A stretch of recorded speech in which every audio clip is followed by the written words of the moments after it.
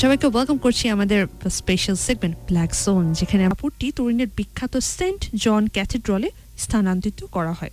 ইতালির রাজা উইল অনুসারে এর মালিকানা দেওয়া হয় ভ্যাটিকানকে। বিজ্ঞানীরা এই কাপড়টি গবেষণা করার জন্য 1978 সালে মাত্র 120 ঘন্টার অনুমতি পেয়েছিলেন। যেহেতু এটাকে খুব পবিত্রভাবে সংরক্ষণ করা হয়েছিল, সেজন্য এর কর্তৃপক্ষ চাচ্ছিলেন না মূল্যবান কাপড়টি নিয়ে পরীক্ষা নিরীক্ষা।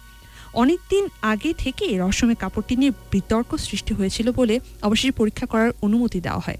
একদল বিজ্ঞানী অত্যন্ত ধৈর্যের সাথে গুরুত্বপূর্ণ পরীক্ষাটি করলেন। পরীক্ষার ফলাফল হলো যে এতে যে প্রতিবিম্ব আছে তা হলো 5 ফুট 11 ইঞ্চি লম্বা এবং 170 পাউন্ড ওজনের একজন পুরুষের। দেহে অনেকগুলো ক্ষতচিহ্ন রয়েছে, কপালে অসংখ্য ছোট ছোট ক্ষত এবং রক্তক্ষরণের নিদর্শন মেলে। বাম হাতের বাহুতে একটি ক্ষত চিহ্ন আছে, ক্রুশবিদ্ধ করলে যেরকম ক্ষতচিহ্ন থাকার কথা ঠিক সেরকম। যিশুর ক্রুশবিদ্ধ এই দেহটি আসলে সবাইকে খুব অবাক করছিল। যিশুর মৃত্যুদণ্ড হয় 30 খ্রিস্টাব্দে।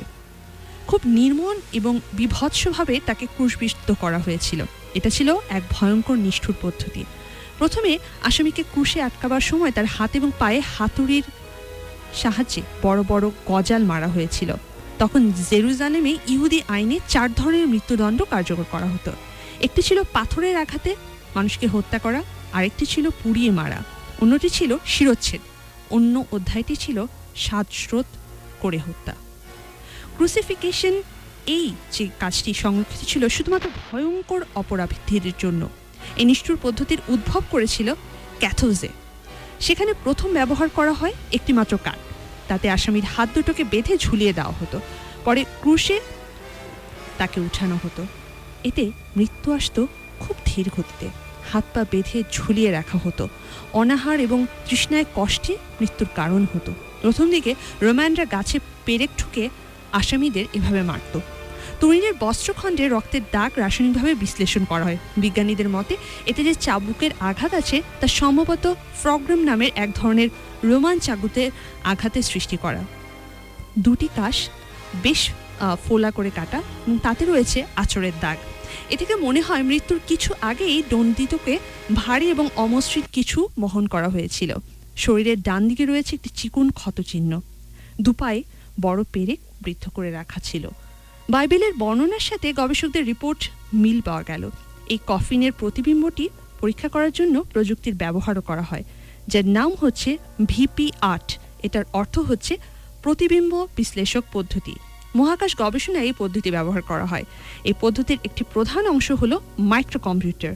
এতে এমনভাবে প্রোগ্রাম করা আছে যা খুব বেশি অন্ধকারে এই জায়গাগুলো দূরের বস্তু এবং কম অন্ধকার জায়গাগুলোতে কাছের বস্তু বলে চিহ্নিত করা যায়, অনেকটা অত্যাধুনিক প্রযুক্তির মতো। তুরিনের কফিনের প্রতিবিম্বটা VP8 পদ্ধতিতে পরীক্ষা করে বিজ্ঞানীরা দেখলেন পর্দার ইলেকট্রনিক কুয়াশা ভেদ করে ধীরে ধীরে চাবুকের আঘাতে জর্জরিত ক্রুশবিদ্ধ একজন মানুষের নিখুঁত ত্রিমাত্রিক প্রতিবিম্ব ভেসে উঠছে। লম্বা চুল, দাড়ি, গোঁফ প্রতিবিম্বিত হলো। আঘাতে জর্জরিত ক্রুশবিদ্ধ ইতালির তুরিন শহরের রহস্যময় কফিনটা। একজন মানুষের প্রশান্ত মুখচ্ছবি যেন জীবন্ত হয়ে উঠল। কোনো কোনো বিজ্ঞানীরা মনে হচ্ছিল তারা যেন সত্যিকারে একজন মানুষের চোখের দিকে তাকিয়ে আছে।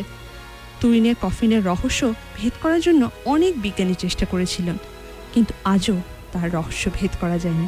আসলে পৃথিবীতে এরকম অনেক রহস্য হয়েছে যেটাকে কখনো বিজ্ঞান এক্সপ্লেনেশন দিতে পারেনি। হয়তোবা ধর্মে রয়েছে কিছু এক্সপ্লেনেশন, আর কিছু রয়ে গেছে আমাদের অজানা।